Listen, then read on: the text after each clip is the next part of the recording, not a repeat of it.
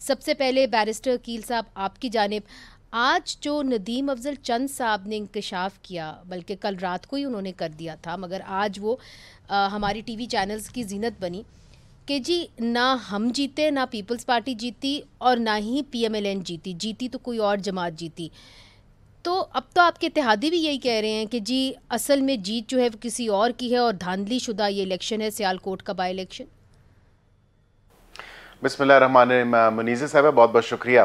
देखें, ये एक सियासी बयान के अलावा और कुछ भी नहीं है और ज़ाहिरी बात है ऑन ग्राउंड मैं कुछ ऐसी बातें कर जाऊंगा फिर वो तल्ख बातें लगेंगी, लेकिन हकीकत असल में यही है कि ऑन ग्राउंड अगर आप देखें तो माज़रत के साथ मुझे ये कहना पड़ता है कि सेंट्रल पंजाब हमेशा से पाकिस्तान मुस्लिम लीग नून का स्ट्रॉन्ग होल्ड रहा है। अच्छा। अब यहाँ पे ये बात कह देना कि 6-7 हज़ार वोट ले ले एक जमात और वो उसका इंग्रेस अब नहीं रहा, अब अवाम में उस तरह ऑन ग्राउंड उनका नहीं एक पजीराई उनको जो है मौसूल है जी। या मौजूद है, तो जाहिरी बात है कि इस तमाम तर हवाले से ये उसको मार्ड विद रिगिंग कह दें या एलिगेशन लगा दें रिगिंग की, तो मैं समझता हूँ ये ज़्यादा ना इंसाफ़ी है इस तमाम तर मामले के ऊपर।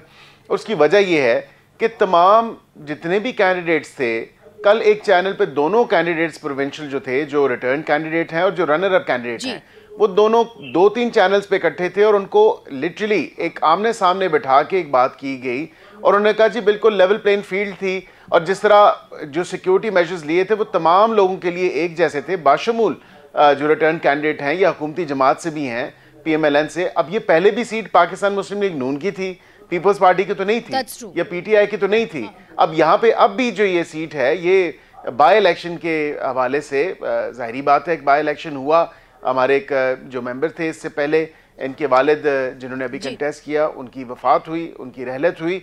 अब उसके बाद उन्होंने कंटेस्ट किया, तो इन एनी केस वैसे भी बाय इलेक्शन जो है वो उस वक्त उस सूबे की हुकूमती जो जमात होती है या उस वक्त की हुकूमती जमात होती है, नॉर्मली बाय इलेक्शन उसी जमात को फेवर करता है। और ऑन टॉप ऑफ दैट ये तो इसके साथ इतने इमोशंस और सेंटिमेंट्स जुड़े हुए थे, तो कम अज़ कम इस हवाले से तो आप इसको देखें ज़रूर कि वो उनकी बेटी है, उन्होंने कंटेस्ट किया और लेवल प्लेइंग फील्ड सबको मिली थी। सियासी बयान से के अलावा जो है ये कुछ इससे ज़्यादा मैं इस पर नहीं कहूँगा and there is nothing more to it. अच्छा, नईम हैदर पंजोता साहब, आपने बैरिस्टर कील मलिक की बात सुनी। अब वो ये कह रहे हैं कि जी ये पहले भी सीट जो थी ये नून लीग की थी और सेंट्रल पंजाब वैसे भी नून लीग का रहा है, उनके वालिद इस सीट से पहले जीत चुके हैं। और आप जरा मार्जिन तो देखें ना, एक तरफ है 78,702 वोट, दूसरी तरफ है 39,018 vote, so there is a big difference. बहुत शुक्रिया मुझे आपने मौका दिया। देखिए, मैं इस बात से इख्तलाफ करूँगा। जो बैरिस्टर अकील साहब कह रहे हैं कि ये सियासी बात थी, कोई ऐसी सियासी बात नहीं थी। कोई अपने आप को ये नहीं कहता, खुलेआम आके तस्लीम नहीं करता कि हम भी नहीं जीते और जो हमारे इत्तेहादी हैं, जिनके हम इत्तेहादी हैं, वो भी नहीं जीते।